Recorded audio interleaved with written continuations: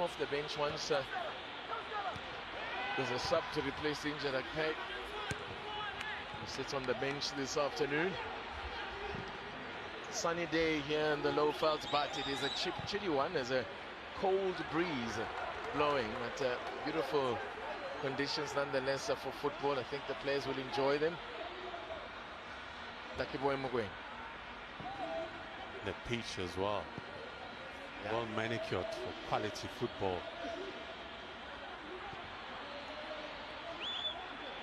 Patience is going to be a virtue. 10 minutes gone.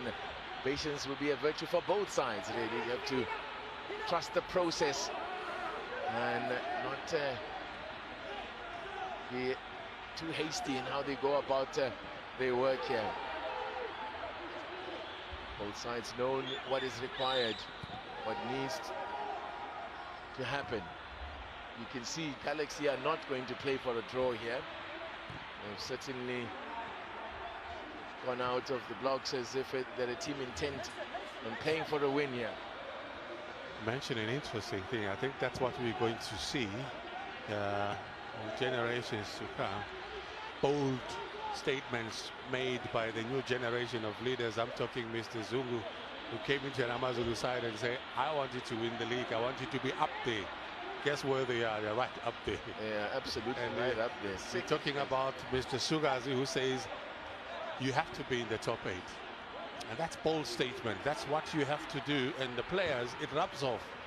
Absolutely. And someone may look at it and say it's arrogance, but it's positive arrogance. I'll tell you what, Tim Sugazi is an extremely ambitious man.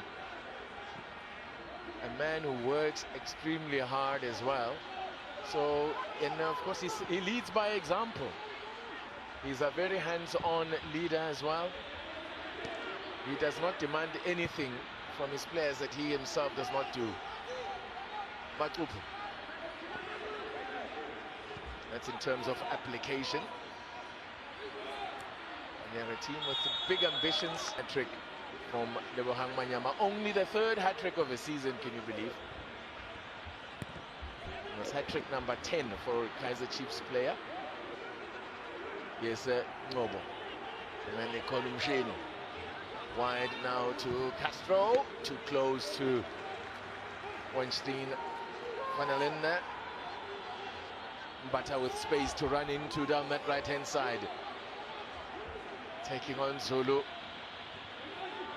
And it'll be a counter-attack, but they were short of numbers, and the likes of Bernard Parker recovered, even though that he felt he was running out of time. He had to commit a foul.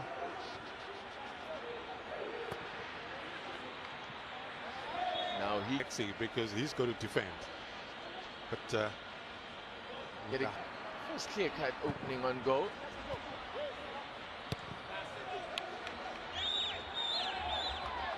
The creditable for top 8, because remember he did the same thing when he was at Highlands Park, where they went on to play in the top 8.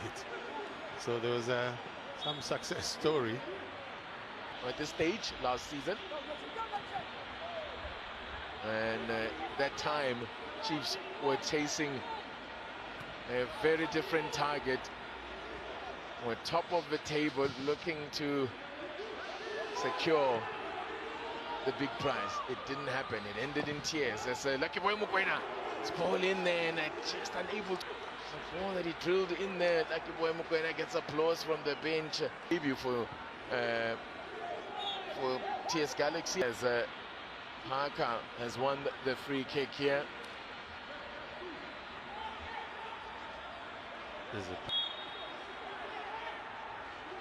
Let's look a ball in here.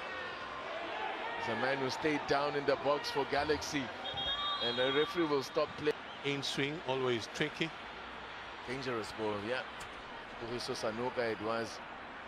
And then Mato, I think, got a little shove in the back or something. The low to do a lot of work without the ball. Well, they've got to create that balance, Chiefs. The report that Muromwanda Umatoho is back in the fold, and he seems to be okay.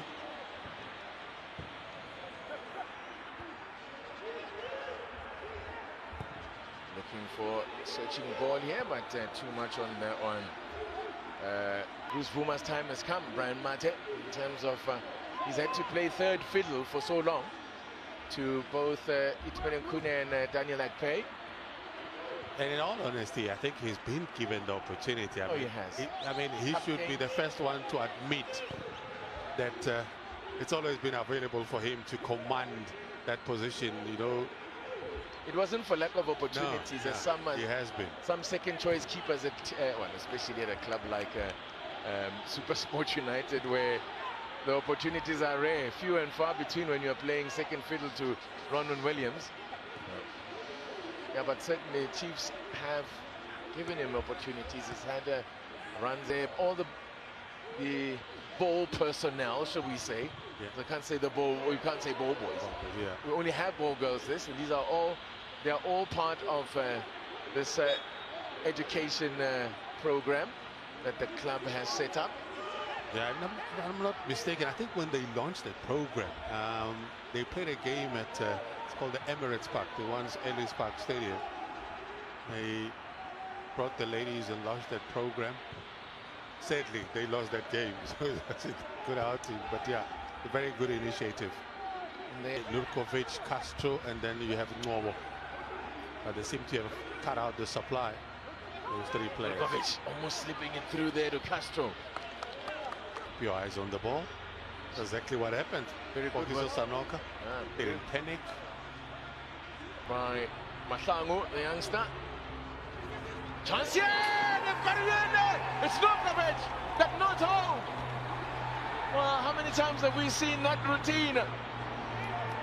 Little ball hanging there. It was always going to be a major test for this defense of TS Galaxy to try and see whether they can survive an aerial bombardment from Chiefs with Castro and Nurkovic there. It's Nurkovic that makes the breakthrough. We've been talking about playing it smart, defending as a unit. Chiefs getting into the right areas, playing to their strength. It's a long throw in, not the best of clearances when you do that. That's not the best at all because you're keeping it in play. There was a touch as well from a TS Galaxy player, but it is this man with the final touch that matters most. A third of the campaign from the man who scored 13 last season for Kaizer Chiefs, but it could be the most important of the lot that he has scored for this club because it's the one that now has put them in pole position for a top 8 finish. So now it's up to TS Nurkovic. I tell you what, Brian Mate, as I say, he's only scored 3 times. But boy, there have been some big goals that he has scored, and in both games that he has scored thus far, Chiefs won both. Yes. The one being, of course, the derby winning goal against the Orlando Pirates in middle of March, and then the one, as you mentioned, against Amazulu back in January. Both were match-winning goals. So he scored some very important goals this season as the big Serb. But I tell you what, Owen de Gama will be disappointed with how they dealt with that. From a throw-in, a flick, and goal. You have 2 flicks, in fact. Pretty much, actually, yes. Yeah. Here they come again. Kaizer Chiefs, and Castro losing his footing at the last moment. That's a foul.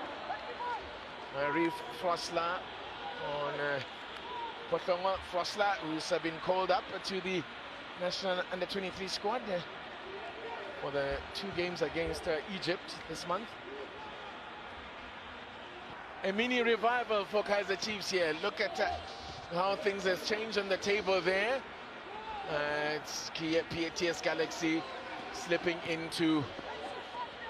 out of the top 8. Still a long way to go, though.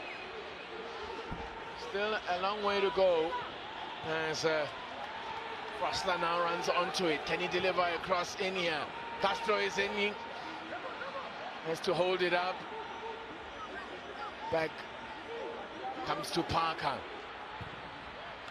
Space down that left-hand side if Zulu can keep it in play. You're young. There's still some energy in you, and Zulu could not get to the end of that one.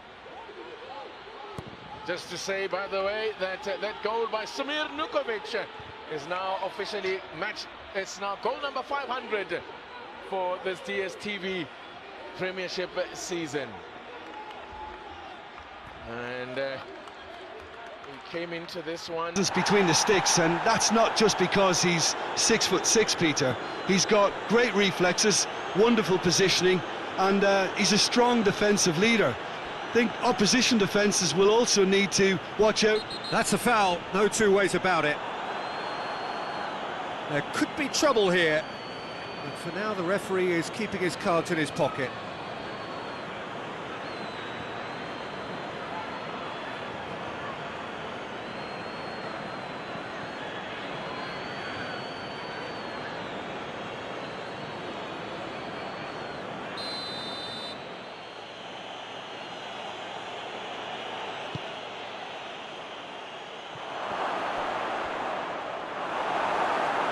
What a corner.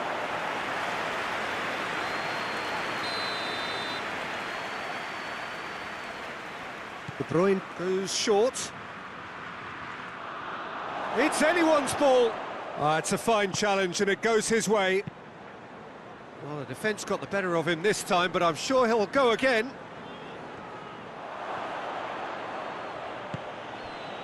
Torgan Hazard.